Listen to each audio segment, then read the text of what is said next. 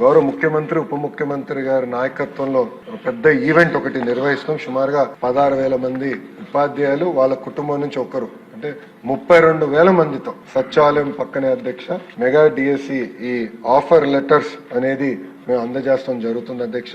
ప్రతిపక్ష పార్టీకి చెందిన గౌరవ సభ్యులు ఈ సభలో లేరు అధ్యక్ష. బట్ వాళ్ళకు కూడా జిఏడి ద్వారా పులివెందుల ఎమ్మెల్యే గారు కూడా జిఏడి ద్వారా ఆహ్వానం పంపిస్తాం జరిగింది అధ్యక్ష. మీ ద్వారా వాళ్ళని ఆ కార్యక్రమంలో పాల్గొనాలని ఈ సభాముఖంగా వాళ్ళని కూడా నేను కోరుతున్నాను అధ్యక్ష. థ్యాంక్ యూ అధ్యక్ష. జై ఈ డిఎస్సి విషయంలో లోకేష్ గారిని నేను కూడా అభినందిస్తున్నా. ఎందుకంటే ప్రతిపక్ష పార్టీ వాళ్ళు కూడా అభినందించారు.